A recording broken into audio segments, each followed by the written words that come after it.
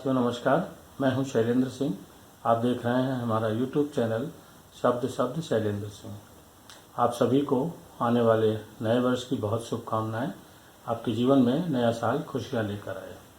हमारे साथ हैं श्रुति त्रिपाठी जी और हम उनसे बात करेंगे करियर कोचिंग पर। उनका स्काई वॉक सॉल्यूशन कंपनी है जिसके ज़रिए वो प्रोफेशनल्स की करियर कोचिंग करती हैं। तो हम स्वागत करते हैं आपका। और सबसे पहले सवाल कि क्या ज़रूरत पड़ती है प्रोफेशनल्स को करियर कोचिंग की? जी ये एक मतलब पहले मैं आप सभी को मेरा नमस्कार। Shailendra ji actually career coaching जो अभी तक एक हमारे समाज में जो लिया जाता है कि स्कूल के बच्चों को ज़रूरत पड़ती है और ज़्यादातर क्लास 10 और क्लास 12 के बाद बच्चे जो हैं इसके ये करियर काउंसलर्स के पास जाते हैं कि उनको सही कॉलेज या सही कोर्स के बारे में बताया जाए।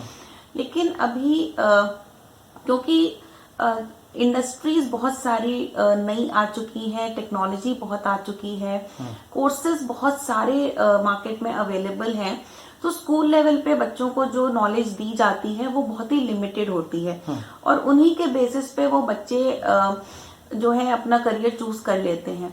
तो जो आप एक 17-18 साल की उम्र में जो डिसीजन लेते हैं उसको हम कंटिन्यू भी करते हैं, ऐसा नहीं है कि नहीं करते, लेकिन बिकॉज इतना कंपटीशन बढ़ गया है, इतना स्कोप बढ़ चुका है, इतनी वैरायटी ऑफ रोल्स इंडस्ट्री में इंट्रोड्यूस हो चुके हैं कि कई बार एक लेटर स्टेज पे जाके प्रोफेशनल्स को थोड़ी सी प्रॉब्लम का सामना करना पड़ता है।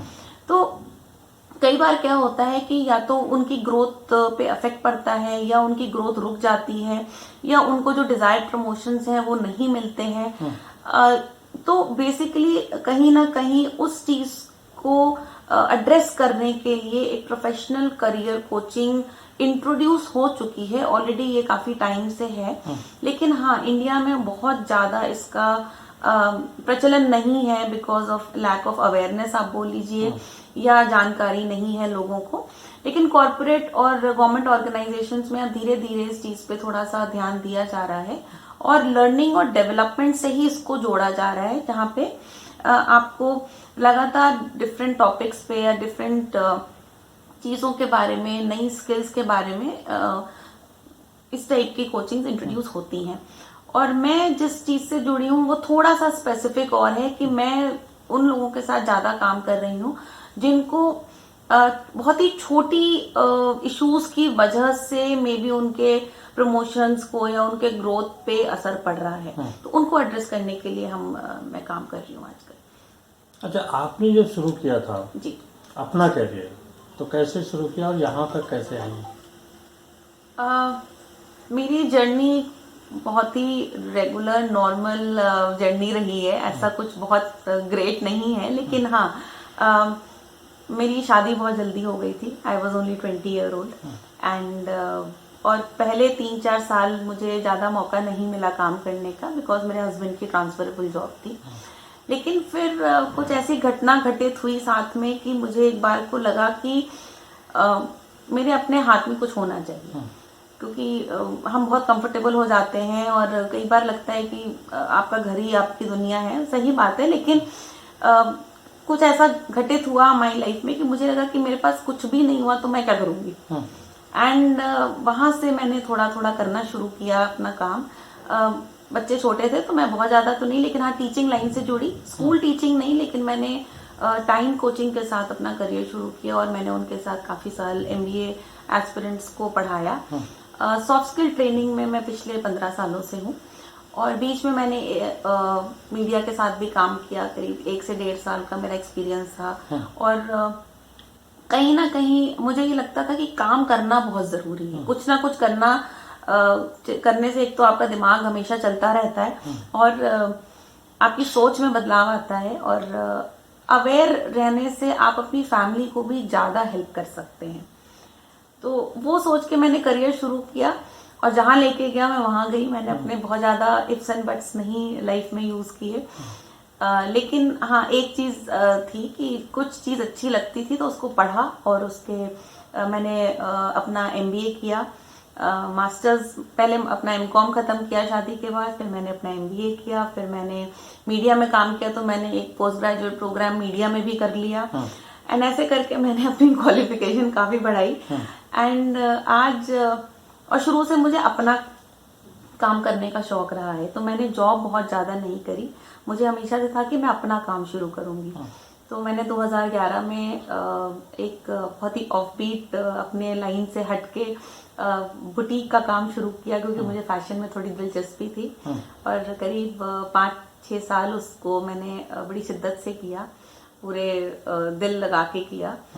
और बट आई थिंक कहीं ना कहीं वो जर्नी शायद मुझे बंद करनी पड़ी किसी कारणों की वजह से। और 1 साल का ब्रेक लेने के बाद मैं दोबारा अपनी ट्रेनिंग करियर में वापस आई विद सम न्यू एडिशन। मुझे लगा कुछ वैल्यू एडिशन करना चाहिए। सेम वही पुरानी चीज करने में अपना भी इंटरेस्ट नहीं होता, और मार्केट में भी बिजनेस वाइज भी वो बहुत इफेक्टिव नहीं होता। तो मैंने मैंने अपने लिए एक नीश क्रिएट करने की कोशिश की है कि मैं प्रोफेशनल करियर कोच में अपना आगे का और उसमें समय दूं। अच्छा, तो अभी करियर कोचिंग में आपने कुछ संस्थाओं के साथ काम किया, जिनमें पुलिस संस्था रही उत्तर प्रदेश से। हाँ, और डायल 112 अब है, और पहले डायल 100 थी। और जो वैष्णो देवी की मुझे माँ का आशीर्वाद मिला वहाँ से, मैं यही बोलूंगी। तो ऐसे ये दोनों ही अलग अलग एक टाइप का था जी। कुछ बताइए वहाँ आपका एक्सपीरियंस क्या रहा? जब मेरे को डायल 100 का ऑफर मिला था, तो एज अ ट्रेनर हम कोई काम मना नहीं करते हैं, ऐसा कुछ नहीं है कि यहाँ नहीं जाना है। लेकिन हाँ, मुझे लगा कि वहाँ मेरा क्या काम है, वहाँ हम ऐसा क्या करने जा रहे हैं, जो क्योंकि उनकी ऑलरेडी एक पुलिस ट्रेनिंग अकेडमी होती है, और वो वहां से ऑलरेडी ट्रेन होके आते हैं। लेकिन मुझे लगा चलो अगर कुछ हो रहा है तो may be it's a new experience, जाके देखते हैं। वहां जब गए तो मुझे पता चला कि जो डायल 100 एक स्टेट ऑफ द आर्ट इन्होंने ऑफिस एस्टैब्लिश किया है लखनऊ में, और काबिले तारीफ है, इसमें कोई डाउट नहीं। वहां जब मैं गई तो देखा कि सेटअप बहुत बड़े लेवल पे है, और पूरे यूपी के जो ये सड़क पे पीआरवी व्हीकल्स हमें दिखती हैं जगह जगह, उनमें जो स्टाफ बैठता है, ये बेसिकली उनकी ट्रेनिंग थी। तो हम लोग की आदत अभी तक रही है कि आप बहुत एजुकेटेड या आप बहुत ही कॉर्पोरेट स्ट्रक्चर में जाके ट्रेनिंग करते हैं, जहाँ पे एक बेसिक एजुकेशन लेवल आपको पता है कि है, आपको वहां पे डिलीवर करना है।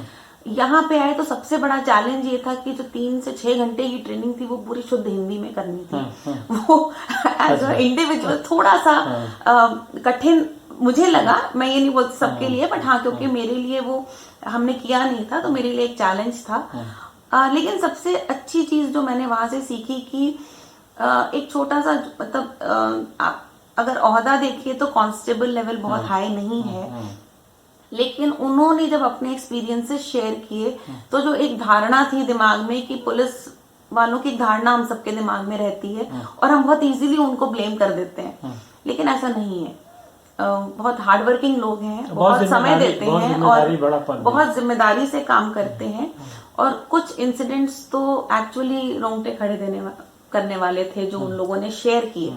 तो वो 4 से 5 महीने का एक्सपीरियंस बहुत अलग था, बहुत डिफरेंट था, और समाज का एक दूसरा नजरिया देखने को मिला, वो एक अलग चीज थी। फिर मौका मिला वैष्णो देवी जाने का, और जो एकदम it was out of the blue, मैंने कभी सोचा नहीं था कि मुझे माँ के दरबार में जाके काम करने का मौका मिलेगा। और 6 महीने मैंने वहां काम किया, और करीब अराउंड 400 to 500 एम्प्लॉइज को हमने वहां पे ट्रेन किया, मैंने सिंगल हैंडेडली अपने बैच में। जो सबसे एज ए ट्रेनर जो बहुत सेटिस्फाइंग होता है वो ये होता है जब सेशन के बाद लोग आपके पास अलग से आके बैठते हैं और आपसे बोलते हैं कि अगर आपके पास मेरी प्रॉब्लम का सोल्यूशन है तो जरूर बताएं। अच्छा। और वो वहां पे, क्योंकि वो इतना रिमोट एरिया है, लोग हम सिर्फ कटरा जानते हैं, लेकिन जो वहाँ पे लोग एम्प्लॉयड हैं वो जम्मू के जो रूरल एरियाज में ऊपर पहाड़ों पे रहते हैं, वो वहां से आते हैं, और वहां पे कोई एक्सेस नहीं है नॉलेज का, इंटरनेट उतना आता नहीं है, देन बहुत ही रूटीन लाइफ है उनका, बहुत ही रूटीन, एक उनका ऑफिस रूटीन भी बहुत ही ज्यादा सेटअप वैसा है। तो एज एन आउटसाइडर जब आप गए तो लोग आपको बड़ी अलग उससे देखते हैं, बड़ी आकांक्षाओं के साथ देखते हैं, और उन्हें लगता है कि अगर ये मैम इतना कुछ बता सकती हैं तो हो सकता है ये मुझे पर्सनली भी हेल्प कर पाए। तो ये कुछ चीजें होती हैं जो आपको ट्रेनिंग करने के लिए मोटिवेट करती हैं, और वही चीज थी। अच्छा, ट्रेनिंग के दौरान क्या क्या चीजें होती हैं जो आप उनसे इंटरेक्ट करते हैं? ओके, शैलेंद्र जी देखिए, ट्रेनिंग तो डिपेंड करता है कि हमें किस टॉपिक पे करने के लिए बोली गई है। ज्यादातर हम सॉफ्ट स्किल टॉपिक लेते हैं जो बिहेवियर से रिलेटेड होते हैं, या जो प्रोफेशनल बिहेवियर, जो कंडक्ट आपसे एक्सपेक्ट किया जाता है उन पे होती हैं। जैसे आपको ऑफिस में कैसे जाना है, क्या पहनना है, क्या करना है, कैसे बातचीत करनी है। या थोड़ा सीनियर लेवल पे होता है तो टीम मैनेजमेंट हो गया, आप क्लाइंट हैंडलिंग कैसे करते हैं, क्लाइंट रिलेशनशिप कैसे करते हैं। तो वो तो खैर टॉपिक्स हमें दिए जाते हैं। कभी कभी जैसे मैंने आपको बताया कि यहाँ पीआरवी जब डायल 100 की जो ट्रेनिंग थी उसमें ये था कि जब ये लोग, इनके पास कोई कंप्लेंट आती है और वो दूर दराज गांव से आती है, तो वहां पे इनके पास समय बहुत कम होता है, लेकिन ये रूड नहीं हो सकते हैं, इनको लोगों को कॉन्फिडेंस में लेना होता है। तो क्योंकि ये पुलिस फोर्स के लोग हैं, इनके अंदर वो चीज नहीं होती है, कई बार ये हैंडल नहीं कर पाते हैं सिचुएशंस कि महिलाओं के साथ कैसे बात करनी है, बुजुर्गों के साथ कैसे बात करनी है। तो ये ट्रेनिंग ज्यादा उसके पे थी कि ये लोग जब गांव में जाते हैं, रूरल एरिया में जाते हैं, तो इनको कैसे केसेस हैंडल करने हैं कि वहां पे सिचुएशन कंट्रोल में आ जाए और ज्यादा क्योस भी ना हो, बात बिगड़े नहीं। तो उस टाइप की चीजें थी। तो अलग अलग जगह पे अलग अलग रिक्वायरमेंट होती है। कुछ जो महिलाएं रही हों या जो मेल ही कांस्टेबल रहे हों, किसी ने कोई ऐसा अपना इंसिडेंट आपके साथ शेयर किया हो? एक ने एक स्टोरी बताई थी, इधर पीलीभीत के पास इनकी कहीं ड्यूटी लगी हुई थी। तो रात में शायद वहां पे बाघ आ जाते हैं कई बार गाँव में। तो शायद कोई बच्चा को घसीट के बाघ लेके गया था, और ये शायद 3 जने थे गाड़ी में, और इनके पास हथियार तो ऐसा सच नहीं होता है, डंडा ही होता है। तो गांव वाले शोर मचा रहे थे, लेकिन किसी की हिम्मत नहीं हुई थी जाने की। तो उनमें से एक ने हिम्मत जुटाई थी और वो जाके बच्चे को वापस ये लोग खींच के लाए थे। वो बच्चा काफी घायल हो गया था, लेकिन और इनको भी बहुत चोट लगी थी, बट ही डिड दैट। तो लगा कि ऐसा नहीं है, मतलब बड़ी कठिन परिस्थितियों में लोग काम करते हैं, और बिना हमेशा उनके पास वेपन नहीं होता है, या हमेशा वेपन यूज नहीं कर पाते हैं। तो ऐसे एक दो चीजें हुई थी जो। और जो कटरा का क्या अनुभव रहा आपका? जम्मू का अनुभव ये था कि वहाँ के, क्योंकि हम लोग उत्तर प्रदेश से हैं, हम कटरा सिर्फ जाते हैं दर्शन करने, और हम बजमा के दर्शन करते हैं और हम वापस आ जाते हैं। लेकिन जब मैं गई तो पहली बार तो जम्मू के लोगों से मिलने का मौका मिला जो लोकलाइट हैं, और वहां पे मैंने एक चीज देखी, वहां पे हर आदमी माँ के लिए समर्पित है। ये बहुत ही डिफरेंट है। ऐसा मैंने, हमारे यहाँ भी बहुत रिलीजियस मतलब साइट्स हैं, यूपी फेमस है इनके लिए, लेकिन वो चीज नहीं है जो मैंने वहां पे। हर एक व्यक्ति, आप किसी से भी मिलिए, वो ये बोलेगा कि सिर्फ उनकी कृपा है इसलिए हम यहाँ रहते हैं, एंड वो पूरे रीजन में है, और एक नहीं है भी, बात भी सही है। तो एंड वहां पे उनकी ट्रस्ट उनके लिए बहुत काम कर रही है, वहां के एम्प्लॉइज के लिए, वहां के हेल्थ केयर उनका काफी मतलब देखने को मिला कि ऐसा नहीं है कि पीछे वहां काम नहीं होता है। कुछ लोग हैं जो ऊपर, अगर आप जाते हैं जब वैष्णो देवी, तो जो चढ़ाई है 7 किलोमीटर की, कुछ लोग वहां 6-6 महीने रहते हैं, वो नीचे भी नहीं उतर पाते हैं क्योंकि उनको छुट्टी ही नहीं मिलती है, क्योंकि इतने सारे काउंटर्स, इतने सारे उनके सेटअप्स हैं। तो लोग सालों से वहीं रह रहे हैं, उनको पता नहीं नीचे क्या हो रहा है। तो ऐसा है, तो एक डिफरेंट एक्सपीरियंस था, एक डिफरेंट इंटरेक्शन था। अच्छा, बच्चों की जो काउंसलिंग है जी, आपके पास तमाम सारे आते हैं कैरियर को लेकर, वो किस क्लास से करनी चाहिए और किस तरीके से उनकी काउंसलिंग होनी चाहिए?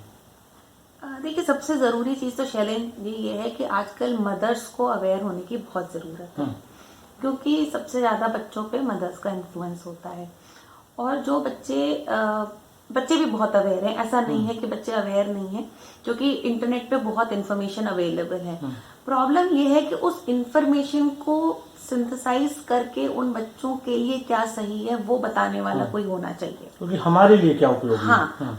अब एज अ पेरेंट भी अगर आप अवेयर नहीं हैं कि नई चीजें क्या आ गई हैं, आप अभी 10 साल पहले वाले माइंडसेट में ही बैठे हुए हैं, तो आपको पता ही नहीं कि बच्चा क्या बोल रहा है।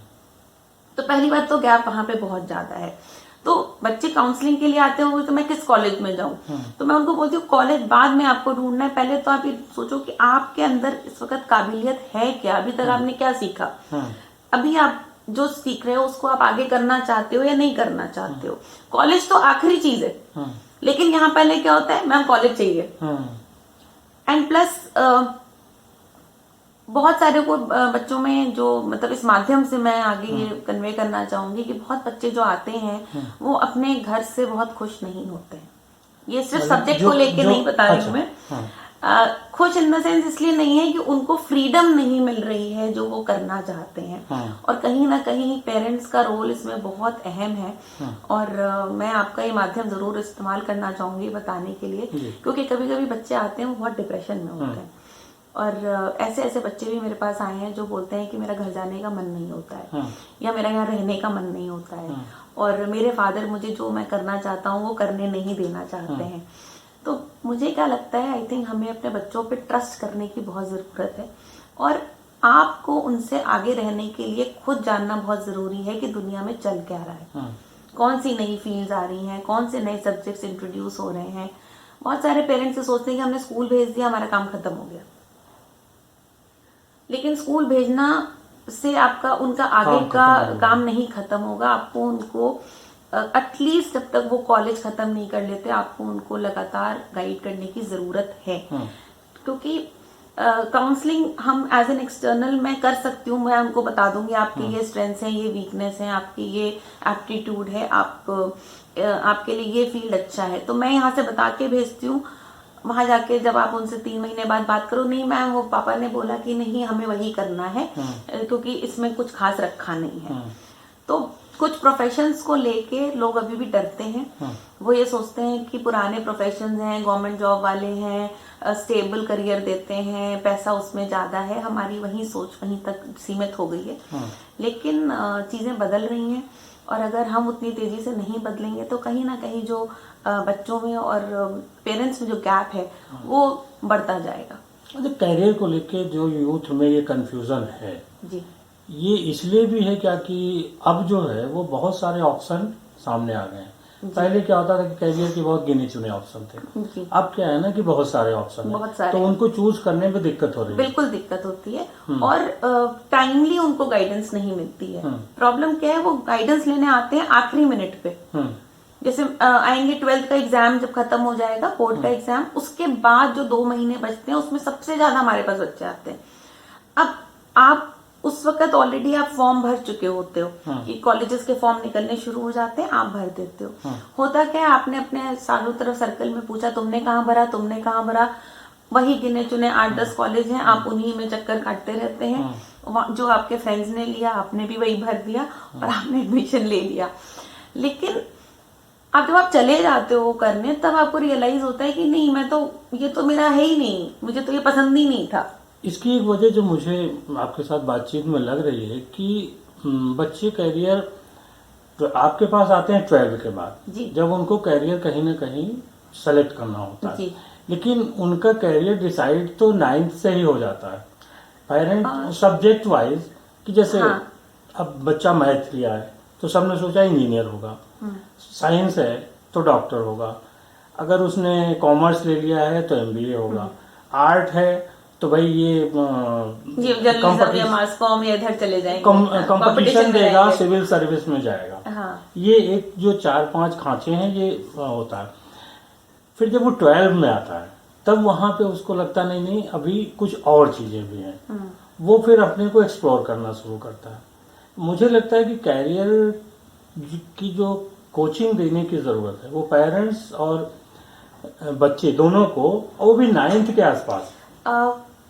शैलेंद्र जी, मैं ये भी नहीं बोलूंगी कि ये वन टाइम प्रोसेस है। ये एक कंटिन्यू कर सकते हैं आप इस चीज को।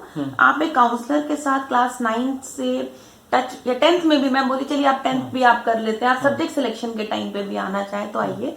लेकिन 10th से लेके 12th तक, जो 11th और 12th 2 साल होते हैं, उसमें थोड़ा सा रेगुलरली इन टच होने की जरूरत है। क्योंकि मैं आपको रीजन बताती हूँ। पहला ये है कि क्लास 10 का जो सिलेबस है और क्लास 11 का जो सिलेबस है उसमें मेजर शिफ्ट होता है। हमारा जो एजुकेशन सिस्टम है उसने 10th तक बहुत इजी कर दिया है। मार्किंग ले लीजिए, ये जो हमारे यहाँ एक मेरिट की होड़ लगी हुई है, इसकी वजह से स्कूल्स का फोकस, टीचर्स का फोकस, तो बच्चे बहुत ज्यादा प्रोटेक्टेड एनवायरनमेंट में थोड़ा प्रेशर में परफॉर्म कर देते हैं। क्योंकि इतना आप पढ़ा दोगे, 3 प्री बोर्ड लोगे, तो बच्चा फाइनली आपको कुछ ना कुछ रिजल्ट दे ही देगा। 11th में सपोज आपने 10th में बच्चे के मार्क्स आए 95, आपने बोला मेरा बच्चा मैथ्स में बहुत अच्छा है, आपने उसको फोर्स करके आपने मैथ्स दिलवा दी। अब होता क्या है, जब 11th का हाफ ईयरली होता है तो वो आधे से ज्यादा बच्चे फेल हो जाते हैं। क्योंकि 10th से 11th के मैथ्स के सिलेबस में जमीन आसमान का अंतर है, जो किसी को पता नहीं है। कोई पता करने की जरूरत नहीं समझता। हाँ, किसी का भाई बहन बड़ा होगा, वो जरूर बता देगा कि भाई ऐसे नहीं है। लेकिन बहुत सारे बच्चे वहां स्ट्रगल करते हैं। अब जब आप 11th के मिड में आ गए, तब आपके पास ऑप्शन नहीं बचता वापस जाने का, तो आपको खींचना पड़ता है। अब खींचने में क्या होता है, आपका 12th का रिजल्ट खराब हो जाता है। एंड उसमें हो क्या रहा है, सिर्फ रिजल्ट नहीं खराब हो रहा है, उस बच्चे का करियर, उस बच्चे का फ्रस्ट्रेशन बढ़ रहा है, उसका मनोबल नीचे जा रहा है, मोटिवेशन कम हो रही है, उसको लगता है कि मैं तो अच्छा नहीं हूं। एंड पेरेंट्स हम क्या कर रहे हैं, 12th कर लो, 12th कर लो, 12th कर लो, 12th में अच्छे नंबर ले आओ, हमारा फोकस सिर्फ उस पे है। तो कहीं ना कहीं वो गैप जो है वो बहुत साल तक रह जाता है। तो मुझे क्या लगता है कि ऐसा नहीं है कि हर किसी फील्ड में आप, आज तो ये टाइम है कि अगर आप बोल रहे हो कि मेरा बच्चा गेम खेलता है, आप उसको गेम डेवलपमेंट में डाल दो, गेम डिजाइन में डाल दो। Gaming is the biggest industry, it is the highest paid industry. But हम क्या सोचते हैं, गेम खेल रहा है बर्बाद हो जाएगा। तो ऐसा नहीं, इसीलिए मैंने बोला कि आपको इंडस्ट्री अवेयरनेस की बहुत जरूरत है एंड पेरेंट्स को बहुत जरूरत है। इट्स नॉट ओनली, बच्चों को पता है, बच्चे इंटरनेट पे बहुत एक्टिव हैं, उनको मालूम है कि किस डायरेक्शन में कौन सी चीज जा रही है। बट गैप घर में कम्युनिकेशन गैप है, जिसकी वजह से काउंसलिंग कई बार इफेक्टिव नहीं भी हो पाती है। कुछ और चीजें जो आपको लग रहा हो कि युवाओं को या जो प्रोफेशनल्स हैं उनके लिए जरूरी है जानना? जहां तक मुझे लग रहा है कि देखिए, पहली बात तो 2 चीजों का ध्यान रखना बहुत जरूरी है। पहला ये शैलेंद्र जी कि बच्चे, पहली बात, अब आप जो भी प्रोफेशनल लाइफ चूज करते हैं XYZ, अगर आप कंटिन्यूअस लर्नर नहीं हैं, अगर आप अपने आप को रेगुलरली अपग्रेड नहीं कर रहे हैं, तो आपकी ग्रोथ कहीं ना कहीं किसी लेवल पे जाके रुक जाएगी, आप स्टैग्नेट हो जाएंगे। दूसरा, चेंज एंड शिफ्ट और अडेप्टेबिलिटी आपको रेडी रखनी पड़ेगी। कोविड ने बहुत चीजें सिखा दी 1 साल में। सोच लीजिए, आपने कभी नहीं सोचा होगा कि बच्चे घर से पढ़ेंगे, स्कूल नहीं जाएंगे। और हो सकता है अब ये बच्चे कब स्कूल जाएंगे, कितने बच्चे स्कूल जाएंगे, कौन से स्कूल खुलेंगे, ये भी हमें नहीं मालूम है। तो अब ऑलरेडी हम तैयार हो गए, लेकिन ये जो शिफ्ट और अडेप्टेबिलिटी है, ये साइकिल बहुत लंबे समय तक चलनी है और इसके लिए मेंटली प्रिपेयर होना बहुत जरूरी है। अदरवाइज ये आपको मेंटली कई बार बच्चे अपसेट हो जाते हैं या प्रोफेशनल्स अपसेट हो जाते हैं कि मैंने जो सोचा था वो नहीं हो रहा है, तो वहां पे आपको रास्ता रुक नहीं जाता है, वहां से आपको नया रास्ता ढूंढना शुरू करना पड़ेगा, वो बहुत जरूरी है।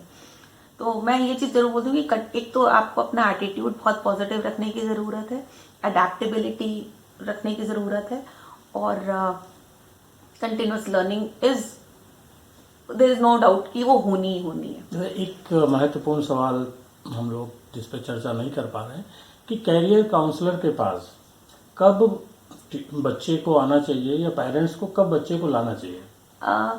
आई थिंक पहली बार आपको लाना चाहिए जब बच्चा 10th के बाद अपने सब्जेक्ट्स चूज करता है। उसके लिए मैं आपको रीजन ये बताती हूँ कि 10th का रिजल्ट पैरामीटर नहीं होता है। बच्चे उस वक्त 14 से 16 साल की उम्र में होते हैं, बच्चों की पर्सनालिटी डेवलप हो रही होती है, और बहुत सारी चीजें सिर्फ उसके दिमाग में अकेडमिक चलती रिजल्ट से रहती हमें नहीं पता चलती। उनका जो मेंटल एप्टीट्यूड है, उनकी जो मल्टीपल इंटेलिजेंस है, किस दिशा में वो जा रही है, कितने वो क्रिएटिव है नहीं है, IQ लेवल उनका क्या है, ये सारी चीजें डेवलप हो रही होती हैं। तो वो कुछ असेसमेंट्स के थ्रू ही हम पता कर सकते हैं, जिनके लिए अवेलेबल है, मार्केट में टूल्स अवेलेबल है। सिंपल सा टेस्ट होता है और ऐसा नहीं है कि वो टेस्ट 100% होता है, बट वो आपको 80% क्लैरिटी दे देता है। तो एटलीस्ट जो पहला स्टेप है कि हाँ क्या सब्जेक्ट लूं, वहां थोड़ी क्लैरिटी आ जाती है। उसके बाद बच्चों को आना चाहिए, एक बार जब 11th खत्म हो जाता है, कि उन्होंने जो सब्जेक्ट्स लिए क्या वो उनको कर पा रहे हैं, नहीं कर पा रहे हैं, उसमें उनको कोई डिफिकल्टी लेवल आ रहा है तो उनको शिफ्ट करने के क्या ऑप्शंस अवेलेबल हैं ग्रेजुएशन लेवल पे। 12th तो उनको करना पड़ेगा, उसमें ऑप्शन नहीं आ रहा है। लेकिन 12th में अब जो नई एजुकेशन पॉलिसी आ जाएगी, जो अभी पिछले इस साल अनाउंस हुई है, उसमें बहुत मल्टीपल ऑप्शंस आ रहे हैं, मल्टीपल एंट्री एग्जिट ऑप्शंस हैं। आप 1 साल करिए छोड़ दीजिए, 2 साल करिए छोड़ दीजिए, 3 साल करिए छोड़िए और 4 साल छोड़ दीजिए। तो ये जानना आपको 12th में जरूरी है कि ये 4 ऑप्शंस आपको कहाँ लेके जाएंगे। तो इसलिए आपको काउंसलर विजिट मिनिमम 2 होनी चाहिए आपकी, एक 10th में, एक 12th में, और इनफैक्ट तीसरी अगर आप कर सकते हैं तो 11th खत्म होने पे। तो आप एक रेगुलर टच में रहने से आपको इन्फॉर्मेशन मिलती रहती है। साथियों, श्रुति जी के साथ ये थी हमारी बातचीत। आपको अब समझ में आ गया होगा कि कैरियर कोचिंग सिर्फ बच्चों के लिए नहीं, क्योंकि कई बार हमें लगता है कि खाली बच्चों के लिए ज़रूरत है। जो लोग प्रोफेशनल्स हैं उनको भी सक्सेस के लिए ज़रूरत है। वहाँ भी रोज़ नए नए प्रयोग हो रहे हैं। आपको हमारी बातचीत कैसी लगी ज़रूर बताइएगा। कुछ सवाल हों वो भी आप लिखिएगा कमेंट बॉक्स में, ताकि हम श्रुति जी के साथ दोबारा बैठ सकें, उन सवालों पर अलग से चर्चा कर सकें। हम लोग एक तरीके से आपकी जो समस्याएं हैं उन पर समय समय पर चर्चा करते रहेंगे। बहुत धन्यवाद श्रुति जी आपका भी, और आप सभी को एक बार फिर नए साल की बहुत बहुत बधाई। आने वाला साल खुशियों से भरा हो। मेरी तरफ से भी आप सबको बहुत बहुत नए साल की शुभकामनाएं, और आशा करती हूँ कि 2021 हम लोग के लिए कुछ अच्छा लेके आएगा। धन्यवाद।